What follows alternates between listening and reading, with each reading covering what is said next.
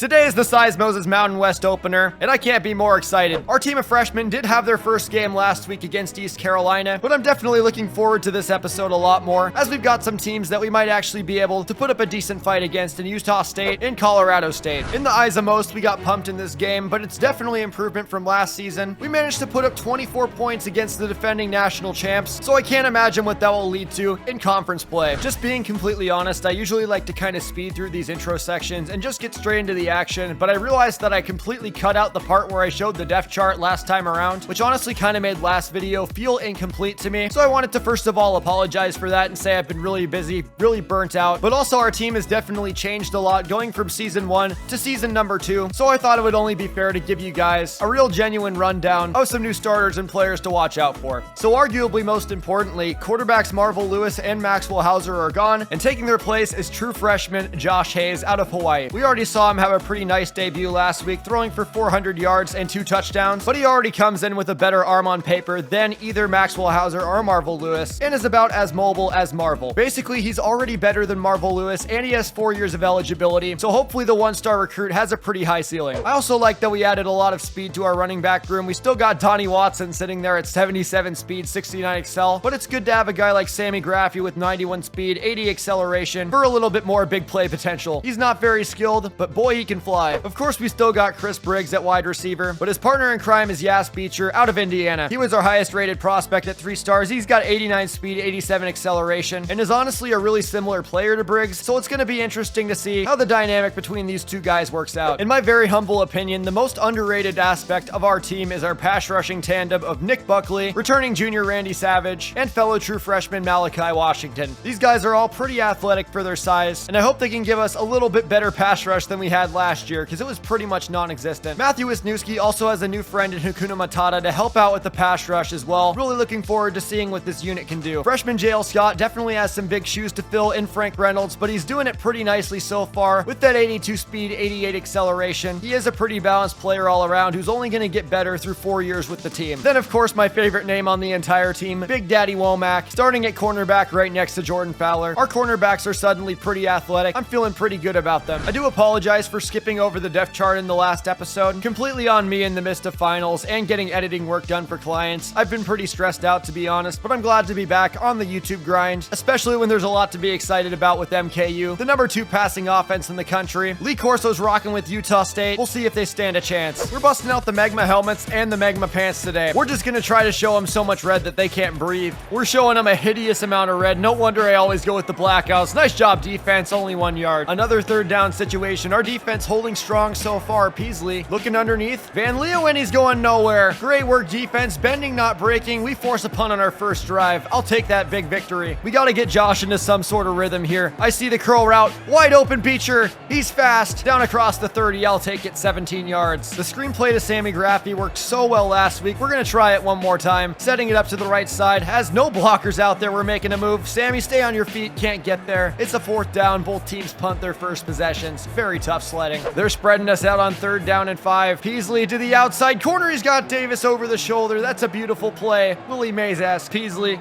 No screens. Steps up in the pocket to the sideline. Van Leeuwen again. I don't even know how to pronounce that name. I might just call him Van Lee. Like Van Leeuwen? I don't know how to pronounce that at all. Tyler up the middle. Inside zone. Breaking tackles. How did he get away? Reminiscent of Marshawn Lynch into the end zone. Utah State's on the board first. Yas Beecher deep might be the move if he's open. He's not, but we got Chris Briggs open. It's intercepted across the middle. I don't know how to pronounce that name. I'm not going to try to do it. Oh, that was a wild throw. Man, if we keep this up, they're going to run away with this one. It's not even the end of the first quarter. It's intercepted. Big Daddy Womack right on cue. I can't believe how clutch that was. The Seismos get the ball back. Porcilla's wide open. We hit him. He makes the catch. Alligator arms into the end zone with a little dive. He's like 250 pounds. That was athletic. Play Porcilla touchdown number 2 in just as many games, and this is a tie ball game. Trips to the left side. Come on, Peasley. Where are you going? He's trying to run. He's trying to take off. The ball's out. Let's get it. Hakuna Matata. What a wonderful phrase. He falls on it. Turnover number 2 in just as many many drives. Matthew Wisniewski forced it, and this Seismos defense is electric. Coach is really in love with these screenplays. They only work like 50% of the time, dude. Call something else. Oh, Chris Briggs, we got him. Clean release back in the end zone. It's a touchdown. Josh Hayes with the tie-breaking strike to the veteran Chris Briggs. You can feel the chemistry. It's a split backfield once again. Peasley, where you looking? I'm there. Scott nearly intercepted. I was there, bro. Almost another turnover, but it's 3rd down and 6 instead. Peasley to the corner. He's got his man again. He's automatic on that side of the field. Trips to the left side. Peasley, where you going? Dumps it off. Sturzer one more time. He's hit and dropped. Nice job, Daniel Ruxin. 3rd and goal. Peasley, I'm dropping Ramos into coverage. He's trying to step up again and goes down. He's under a lot of pressure. He cannot handle this piping hot D. I have to give our defense a lot of credit for bending, not breaking. These situations last year, we would definitely give up at least 4 touchdowns by this point. But we're holding strong. I love what I'm seeing from the Seismos. Calvin's in the game. I don't even know if this dude can complete a pass. He's going to try with a minute left. That is a beautiful dart. I totally take back what I said about Calvin. I can't think of many plays where JL Scott hasn't gotten the tackle or at least hasn't been involved. It's kind of ridiculous. To the end zone, nearly intercepted again. Big Daddy almost had his second of the game. The interception definitely would have been timely, but we still lead by 1 point after the field goal. It was already a great first half of play, but we have a chance to score even more points if we can convert this 3rd down on the first drive of half number 2. Set up screen. Benson Bird in trouble. He's going backwards. Oh no, Josh Hayes is out for an entire quarter. Who is our backup quarterback? Isn't that like a walk-on or something? That's not good. Burstead may very well be a statue. I don't know if he can run, but we're trying the read option. He's not super slow. Slide down. 10 yards. One more try. Coach loves his screens. We're setting this one up to Donnie Watson on the outside. Makes the catch. Gets a block around the corner. Nice job, offensive line. Oh no, now Chris Briggs is out for the game with a foot fracture. We are losing soldiers real quick. 3rd down and 2.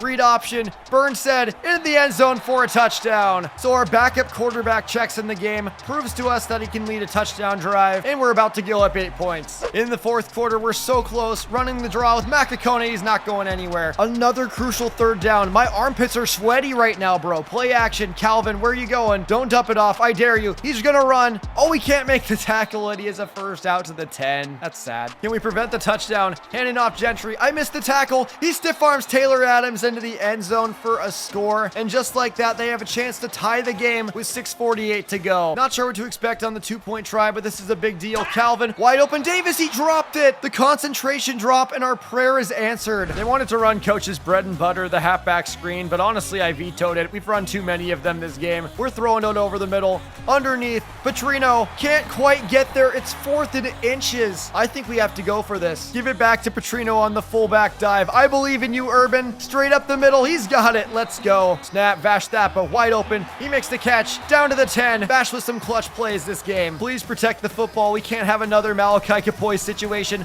Up the middle. Bird walks into the end zone. Untouched like the dishes for a touchdown. And just like that, MKU about to take a 9-point lead. And that should just about do it. 4th down for the game officially. Calvin sits in the pocket, has time, steps up, and he's tripped up. It's over. Turnover on downs, and Josh Hayes, for the first time in his freshman career, can kneel this one out. He may have strained his Achilles, but he came back into the game, showed he had some heart, and he leads the Seismos team to victory. Look at JL Scott, 11 tackles, a TFL, and a sack. Player of the game for sure. It's not even close. Pretty rough game for Josh Hayes in terms of completion percentage, but he ultimately threw 2 touchdowns and got the job done in his home opener. He targeted a whole host of receivers, but Vash Thapa was his leader today. And how about JL Scott? 12 tackles, a TFL, and a sack, along with a pass breakup. He's an absolute monster. And Big Daddy Womack continuing the trend of freshmen producing. Things are looking up for the Seismos. Colorado State's even worse than Utah State is, and of course Lee Corso's still rocking with them. I feel so disrespected. It's not my favorite uniform combo, but I think we're gonna try out the smoky grays this time around. It's good to change it up every once in a while. Gotta be honest with you guys, I just had a few pints at the local brewery. Gotta support the local businesses, you feel, so we'll see how this one goes. Sammy Graffi in the backfield, handoff to him, straight up the middle. So far, not so good. 3rd down and 7. All right, Josh, let's see what you can do. This is man coverage. Roll out, run away. He's not fast enough. Oh, he breaks a tackle. Josh Hayes gets away. What a play in open field and slide down near the 40-yard line. The Smoky Grays are like very interesting uniforms. I don't know how to explain it. They're just different. Go Benson Bird. Around the corner, he's got open space. Still on his feet, breaking tackles inside the 20-yard line. A 35-yard scamper for the freshman. We're driving driving on him already. I think this is going to go very well for us. Quick throw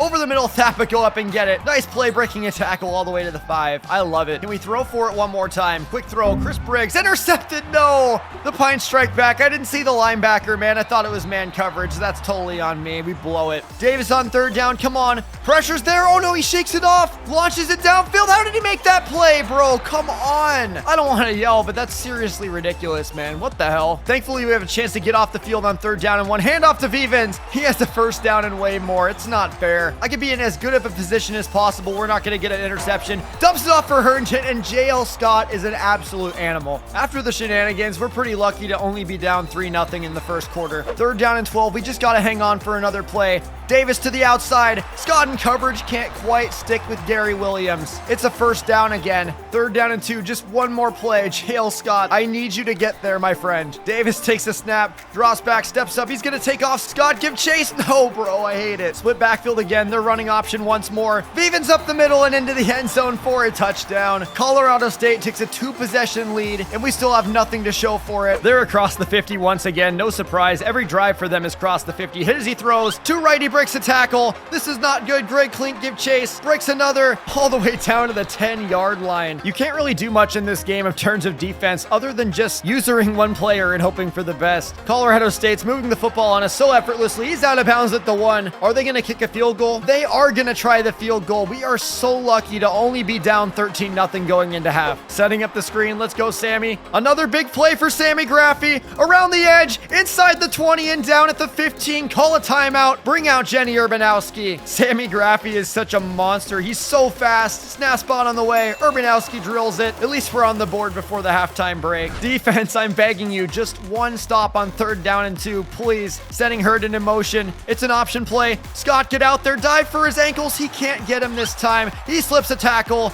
across the 50.